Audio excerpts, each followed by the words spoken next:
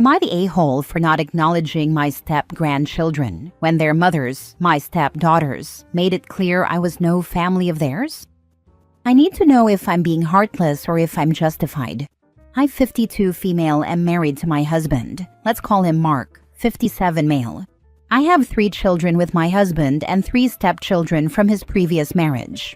My husband's previous wife died in childbirth, leaving him with 2 daughters, Eva, now 38, and Lisa, 36, as well as my stepson, Michael, 27. Michael is my son through and through, but my stepdaughters never acknowledged me in any capacity. On a good day, I was simply the woman married to their dad. On a normal day, I didn't exist, and on bad days, I was the pick-me girl who tried but failed to replace their mom. They went low contact with my husband when they left for their respective colleges, and no contact with me, a behavior that was encouraged, and I'd say heavily influenced by their maternal grandparents. They came back into my husband's life when Lisa was getting married, with demands that he pay for her wedding and house, something he agreed to and later did for Eva as well. I felt like they were just using my husband, but I didn't say anything about it, as I saw how happy he was to have them back, especially after being devastated when they ignored him for so long. They didn't invite me to their weddings, and made it clear when they had kids that I was not their family. My husband and son tried to push back against this, but I discouraged it, as I didn't have much of an emotional connection with them. I chose to let it go and not make a big deal about it. They rejected me enough as teens, and I said nothing, because I didn't want it to come across as if I were forcing myself on them, but I definitely don't need to stomach that behavior from them as adults. We continued on like this for a couple of years, but things changed when Michael and my other son Tyler got married and had their respective kids. My daughters-in-law involved me with everything in their lives, including their children's births. As a result, I'm very close to them and their kids. I only see Lisa and Eva's children at family gatherings and have no relationship or emotional connection to them whatsoever. Lisa and Eva have recently started a campaign against me to extended family members about my extreme favoritism toward my grandkids and lack of effort toward their kids. Honestly, I'm not bothered, and they aren't lying. My grandkids from my 2 sons are highly favored by me. They can never confront me, as we almost never talk beyond hellos, how are yous, and goodbyes. But they've also tried to involve my sons and their wives in this mess. Michael and his wife were there when the wedding fiasco went down, so they're not buying into this nonsense. Tyler is unbothered, as their treatment of me also extended to him and my other 2 children. His wife is loyal to me, but feels very sorry for the children involved. My husband has made it clear that he will not force me to do anything I don't want to do, the same way he didn't force them to involve or include me in their lives or that of their kids. Extended family members are very vocal about their disapproval of my behavior, but I don't treat those kids badly. I'm hardly ever around them.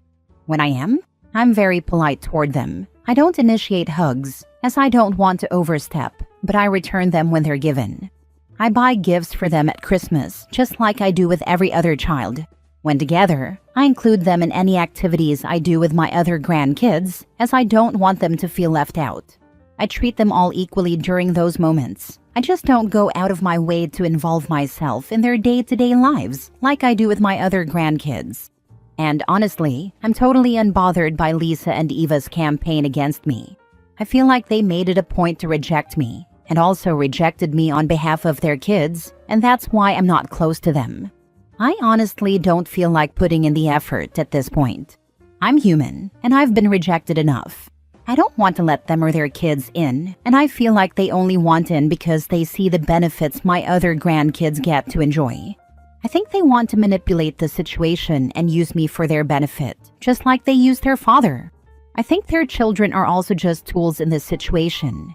And unfortunately, I'm not in a position to do anything for them, as that would mean allowing their mothers to have access to me, and I'm not comfortable with that. Am I wrong for keeping the distance and not really wanting to acknowledge them as my grandkids? Now for the top comments. Not the a-hole. Your stepdaughters are just mad that they're not getting the reaction they wanted from you. Literally gave them nothing. Now they're using their kids as last straw for emotional guilt. Again, too bad you have none for them. Seriously, they've been cold for years and now want to use their kids to force a connection? Nah, you don't get to treat someone like they're nothing and then expect them to suddenly pour love and energy into your life. That's not how any of this works. It doesn't sound like they want a connection with OP though. It's just extended family that are getting involved and coming after OP. It sounds like someone asked the daughters about OP's relationship with her kids, and they blamed her for why the kids rarely see their step-grandmother, and eventually it got around and caused the extended family to come after her. Well, honestly, it sounds exhausting. I'm just wondering though, do you think that extended family's disapproval stems more from genuine concern for the grandkids, or simply a desire to get to you? It's a tricky situation. Trust me, it is as exhausting as it sounds.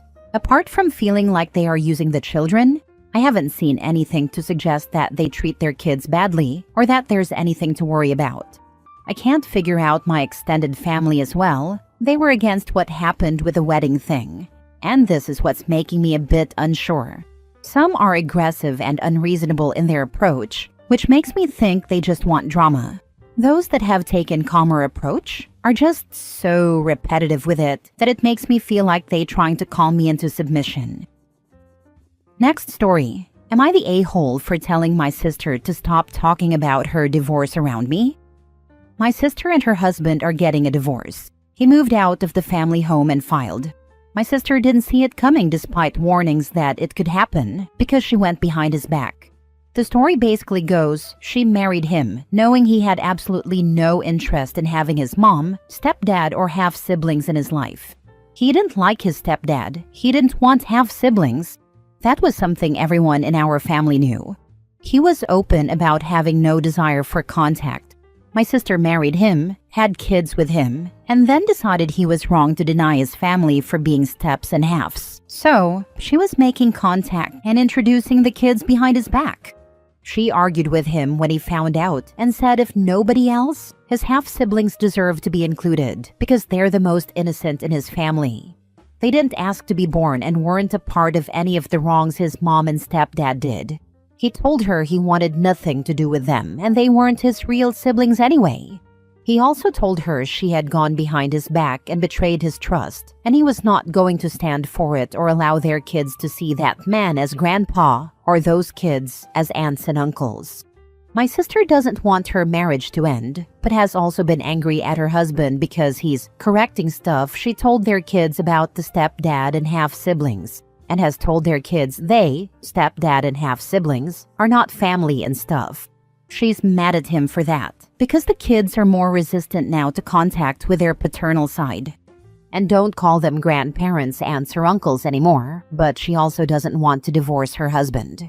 It's a mess. It's crazy. My parents are encouraging her to open up and stuff, to talk about it. I'm less sympathetic and patient.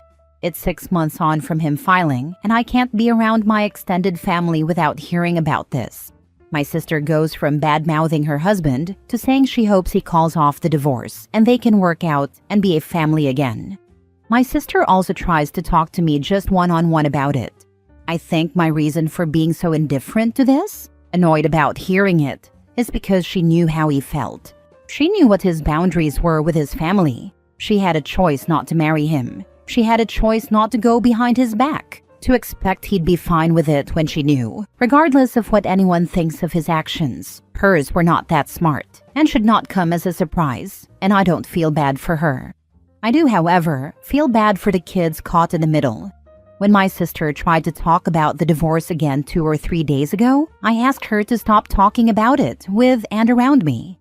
She asked how I could be so cold, and I told her it wasn't like people didn't warn her. My parents did before they got married, because they didn't like how her husband felt about the half-siblings. And hearing about this over and over is getting so old. Am I the a-hole? As far as I'm concerned, you taking his side says that you condone his actions. She also condoned his actions by marrying and having kids with him then. No, she didn't. And she has shown that by not going along with his behavior. She did. She married him knowing he was not talking to his step family, married him knowing he wanted them to have nothing to do with future children, and she had children with him knowing that too. She went along with his behavior for years. For extra context, he didn't invite them to their wedding. She never even met them before she made contact with them herself. She had kids with someone she knew had no intention of introducing them to his family. These are things she knew and condoned for a long time before she decided she didn't agree. Not the a-hole. Putting aside her actions, which are deplorable, you don't get to decide who will be your emotional support human, especially when they are conflicted. She has a wide range of people who can console her and let her rant. You don't need to be one. You can't change the situation. If she doesn't understand why it is happening, she never will. Getting old is maybe a bit harsh, but refocusing from, I can't help you with that, but what else do you need help with? Some people are better at offering practical support than emotional. I agree with you, the poor kids. It's going to be so confusing for them. Mom says one thing, Dad says another. Mom says these are Dad's family. Dad denies them and refuses to be around them. Not to mention going from seemingly happy family to divorced family fast for them. Ugh, I hope they feel loved and supported through all this regardless. And what I still come back to is she knew. My sister's husband was clear, so this was no great shock to her. She just felt she knew better than him and she could get away with it, with nothing else changing. I'm entirely confused as to why it's so important for your sister that she and her kids have a relationship with his step family. They mean nothing to her. They mean nothing to him. As far as the kids know, they're just distant cousins. So why is she so adamant? She knew it was going to cause issues. She did it anyway, and then doubled down afterwards. I'm calling her lies. She sabotaged the marriage because she didn't want to be the one calling for the divorce, and now she needs to play the victim to everyone and anyone she can possibly do so, in order to provide her a cover story. She wanted to be the hero who brought the family together. Last story. Am I the a-hole for expecting my husband to be home every night that we have his kids, my step-kids, at home? My husband has 2 kids from his previous marriage. Both boys, 12 and 14. They are sweet kids, but they're teenage boys. They're wild. They tend to get into fights. They're messy, and listening is not their best life skill at this stage of brain development. I do not have biological kids of my own. I met these kids when we started dating about 4 years ago, and we've all lived together for about 2.5 years. Long story, but we moved last summer about 60 miles from our old home. The move was because the boy's bio mom got remarried to a guy who lived in a different part of the state.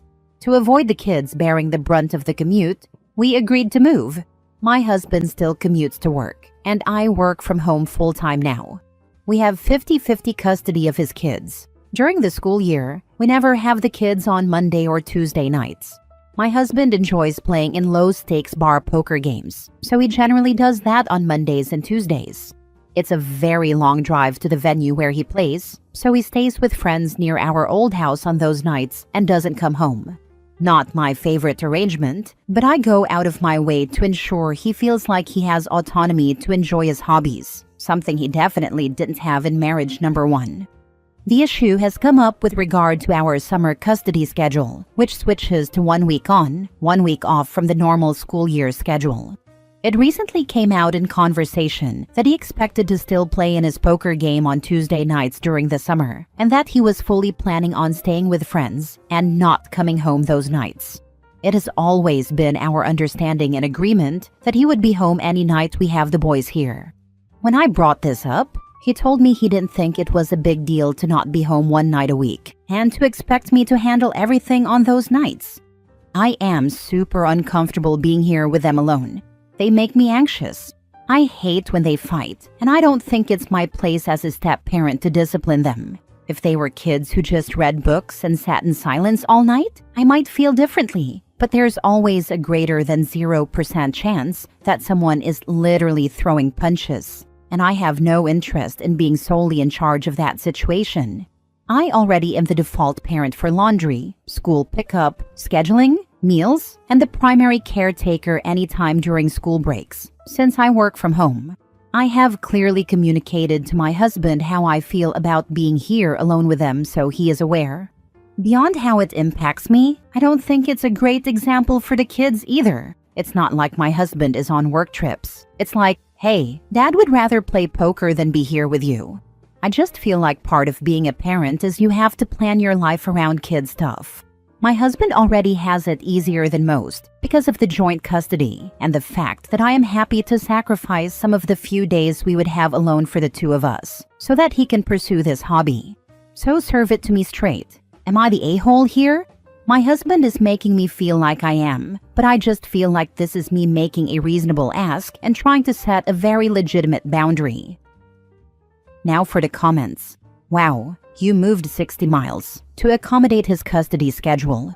He doesn't come home from Monday a.m. to Wednesday evening so that he can play poker with the guys, and I hope that's all that's going on. And then you two have his boys Wednesday, Thursday, and I presume every other weekend.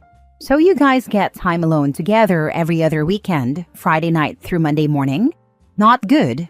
Now he wants you to be the overnight sitter for his boys so that he can play poker and sleep over there. You are right to tell him that you are unhappy with this arrangement. You're right to tell him that you're unhappy with the arrangement altogether.